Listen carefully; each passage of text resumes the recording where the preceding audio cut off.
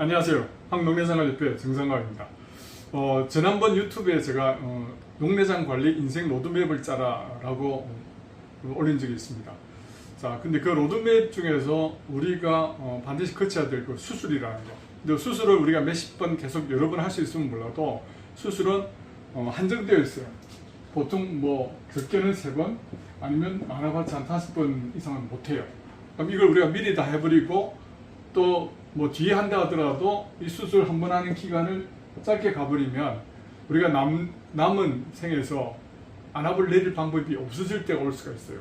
그래서 가능하면 안약으로 최대한 안압을 적정하게까지 유지하고 그래도 어느 때 시점이 오면 수술을 하되 이 수술을 하더라도 수술 한 번으로 가능한 오랫동안 최소한 10년, 20년 동안 유지를 해야 우리가 100세 우리가 까지 산다 한다면 그때까지 우리가 안압을 관리할 수 있는 여건들이 될 수 있는 거예요. 자, 그런데 안타깝게도 많은 분들이 수술하고 나서 뭐 짧게는 5, 6개월 또는 1, 2년, 2, 3년 만에 재수술을 하는 경우가 많아요. 그래서 그러면 왜 그런 일이 생기느냐 하는 건 농내장 수술을 하고 나서 그 다른 조치를 제대로 하지 않아서 그런 경우가 상당히 많습니다.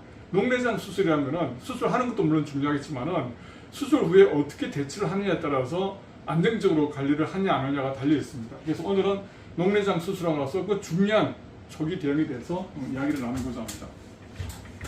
제가 한번 섬유주 절제술에 대해서 유튜브에 했기 때문에 깊이는 그림을 그려서는 안 하겠지만은 간단히 기본적으로 설명을 좀 드리겠습니다. 물론 이제 수술이란 거는 밸브, 섬유주, 아메드 밸브 삽입술도 있고 섬유주 절제술도 있는데 섬유주 절제술이 뒤쪽에서의 관리 포인트가 많기 때문에 일단은 오늘은 섬유주 절제술 후에 대응 방법에 대해서 말씀을 드리겠습니다. 일단 눈을 간단히 그려보면은 지난번 제가 그 섬유주 절제술에 대해서 아마 유튜브에 올린 걸 찾아보고 넣으실 거예요. 다 설명되어 있기 때문에 간단하게 말씀드릴게요. 이게 홍채예요. 이게 홍채고 이제 눈이 이렇게 있다고 칩시다. 눈썹이고. 그러면 섬유주라는 거는 이 까만 동자 쪽이기 때문에 이쪽에 보통 삼각형이나 사각형, 사각형도 딸 수도 있고 삼각형으로 따서 이걸 뒤집어서 그 전에 이제 여기 결막, 이 공막은 흰색이고 그 위에 투명한 막이 쌓여 있는 게 그 결막이에요.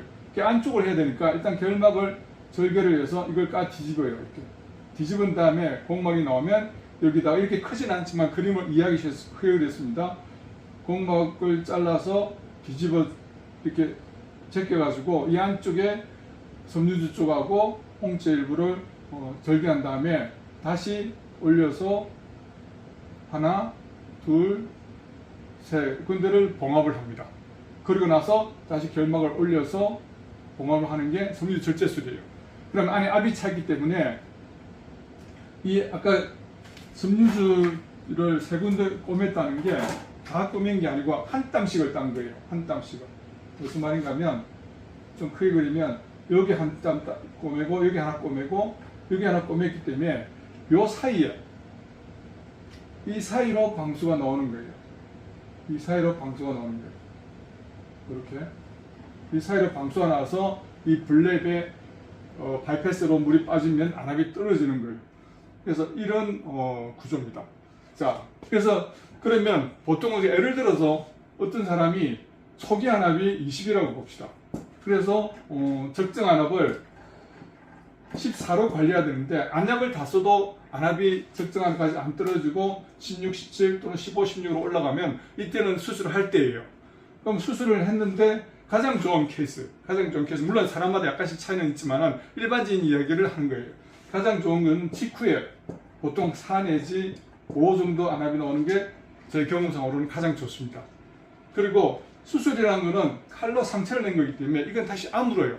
그래서 막이 차고 점점 이렇게 구멍이 좁아지기도 하고 이제 그러는데 그래서 보통 한 달 정도 지나면 안압은 설설설설 올라가지고 한 10 정도 그러니까 10에서 마이너스 플러스 그래서 플러스 1 정도 되는 게 가장 좋은 애우입니다.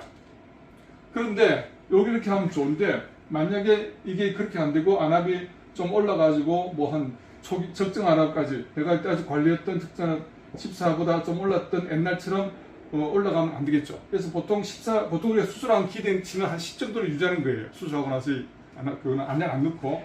근데 보통 이렇게 했는데 한 10일까지 올라와서 10까지 올라와서 이때는 그냥 안약을 써서 한 10까지 떨어뜨리는 거예요. 그렇게 하면 어차피 수술하고도 안약을 다 사용해요. 사용 안 하는 수술은 그지는 없다고 봐야 돼요.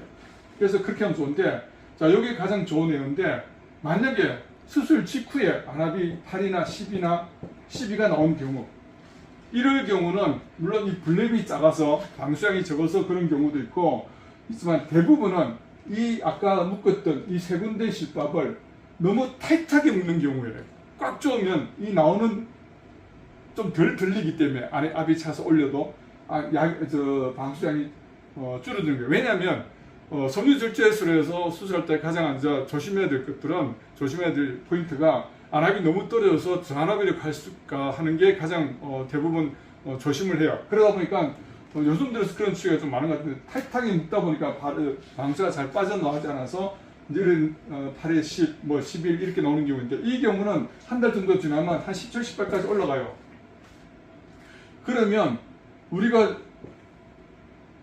원하는 이 14란 안압을 맞출 수가 없어요. 이럴 때는 바로 이 실밥을 하나를 풀어야 돼요.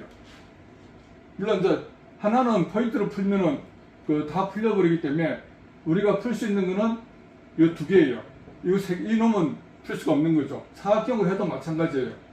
이놈 못 풀고 두 개까지는 풀 수 있지만 일단 하나를 풀어서 추이를 보고 그래도 안 떨어지면 두 개까지는 풀어야 되는데, 자, 아까 제가 설명을 드렸지만은 이 결막 안에, 결막과 공막 사이에 이게 있는데 밖에서는 이렇게 레이저로 따는 거예요. 그런데 이 결막은 아까 말씀드렸지만 투명했잖아요.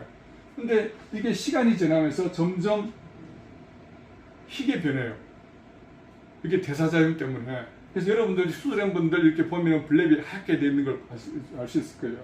근데 이게 점점 변해지기 때문에 이건 어떻게 따냐면, 현미경으로 이 수술 부위를 봐서 실밥 깨맨 데다가 레이저를 쏴서 따는 거예요. 그러려면 이게 보여야 되겠죠. 근데 이게 시간이 지나서 이게 점점 대사작용에 의해서 하얗게 색깔이 변해버리면 안에를 볼 수 없어요. 이 기간이 언제쯤이냐면 보통 빠르면 한 달 또는 길면 2달이에요. 그래서 이 시기간 안에 하지 않으면 나중에 하얗게 되면 안을 볼 수 없기 때문에 그때는 한다고 해도 제대로 할 수 없기 때문에 올바른 대처를 할 수 없어요. 그래서 여러분들이 봐서, 물론 이제 선생님들이 잘 알아서 해주겠지만 여러분도 이게 관심만 많이 가지고, 일단 수술하고 나면은 방문 텀을 어떻게 하냐면, 수술 직후에 그 다음 날은 다 안압을 확인하기 위해서 병원을 가요. 그러면 그 다음에 3일 뒤, 그리고 그 다음에는 일주일 간격으로 해서 한 달 정도를 추이를 봐야 돼요.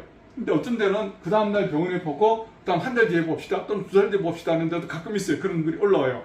그래 되면 이 추이를 다 놓쳐버리면 나중에 다시 또 수술을 해야 되는 경우이기 때문에, 아까 그 텀을, 물론 이건 이제 병원에 이제 환자들 수라든지 그런 스케줄 따라서 다르겠지만, 기본적으로는 수술 직후, 그 다음에 한 3일 정도, 그리고 일주일 정도는 이렇게 일주일 간격으로 한 달간, 한 달 보름 정도를 추이를 보고 아까 이런 대처를 할지 아니면 그냥 갈지를 결정하는 게 가장 중요한 포인트예요. 이 시기를 놓쳐서 두세 달, 서너 달 지켜봅시다 하다가 서너 달 지나면은 결국 실밥은 레이저로 딸 수 없고 어떻게 하냐?